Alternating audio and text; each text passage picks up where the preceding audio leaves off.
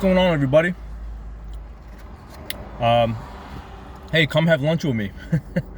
I'm eating a egg salad that I made from the ShopRite buffet.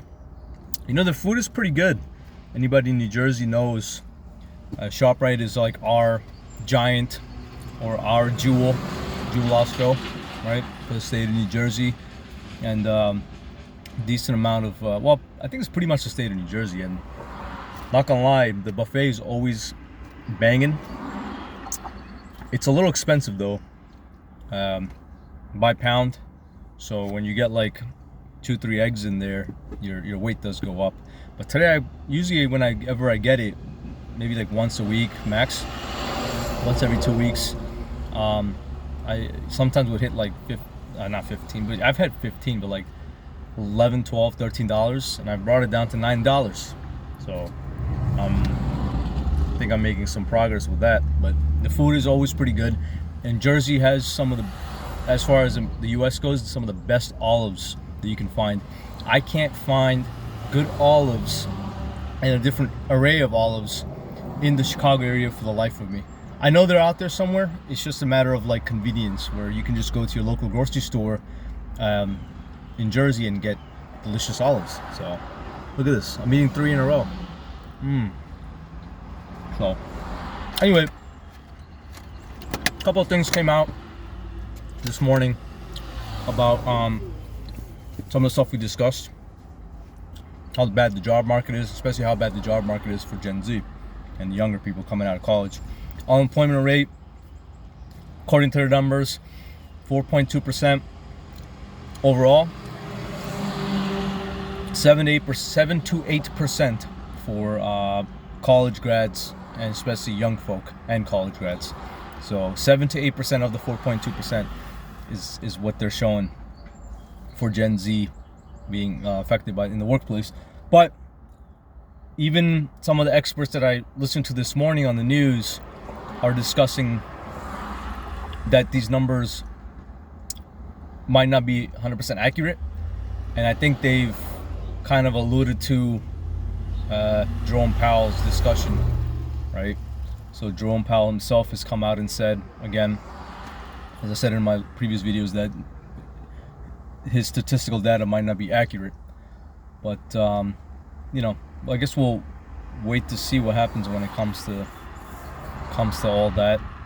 The second thing is there's a heavy discussion starting to happen now about stagflation.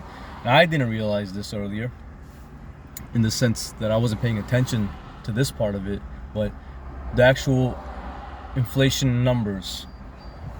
I thought, according to data that I saw a couple months ago, that inflation was going down, right?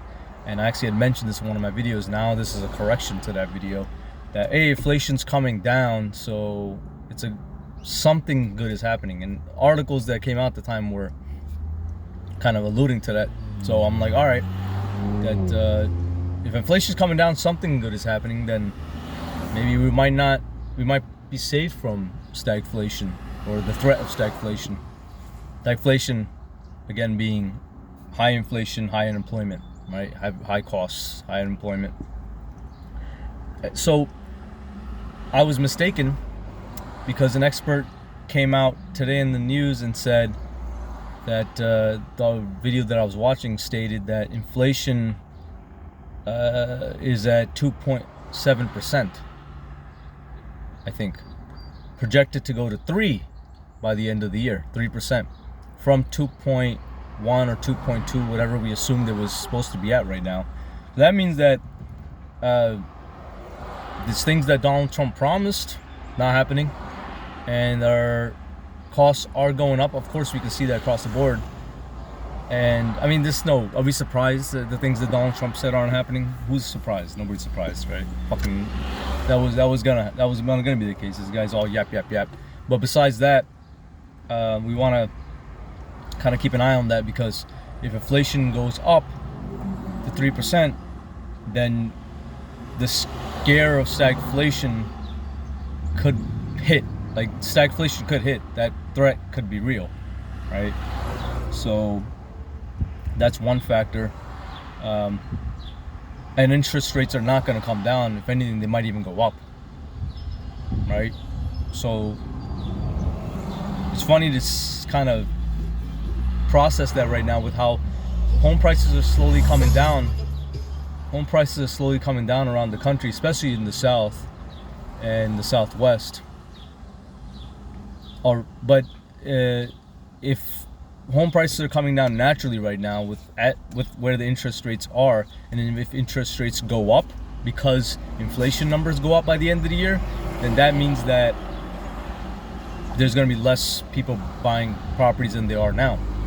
So the people who own their properties now, they're going to want to sit on what they have. Of course, they have been for the ones that refinanced back in 2020, 2021, folks like me. But I think a lot of the sell-offs happening now are some of them out of desperation. Maybe some people are looking down the road of potential foreclosures because of unemployment or what have you. They're just in a financial rut, so they moved down south when their jobs were remote, and now remote jobs are going out of the way, and federal, especially in the federal world, but it's in the private world as well. And with that happening, people are being forced back into areas where the economy is a little bit stronger, where all the jobs originally were, basically near major cities.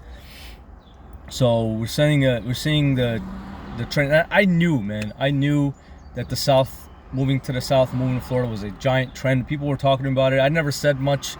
I mean, if I was a close friend, I'd always say, bro, don't move to Florida. Don't do it, man. It's not even worth it. First of all, then let's not even forget about the whole hurricanes issue and bad weather and storms and whatnot that are affecting the property insurance over there. It's sky high. A lot of companies just don't even want to do business over there because of that. That's another discussion as well. But it applies heavily. So yeah, it was a trend, and I knew it was a trend, and I'm glad I wasn't gonna take part in that trend and move south because everybody's moving south. This is the hot spot, right? The Sun Belt. But we're starting to see the what do you call it? The effects now. It's starting to get affected now. We're starting to see things come to light. Of the trend is coming to an end, basically, right?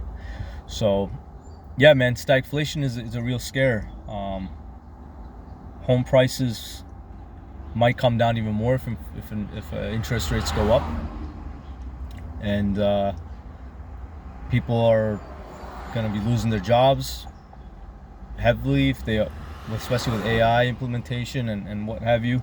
So yeah, it's all pointing down that direction. So it's crazy because experts are now coming out and talking about this, but the information that we're still getting from some of these same experts are actually, there's a whole different group of experts that are coming out and telling the truth now, right, of how things really are, or maybe at least their heavily implied opinion, which I'm going to resort to the experts. If their opinion is sound, then I'm going to say that's what's happening, right?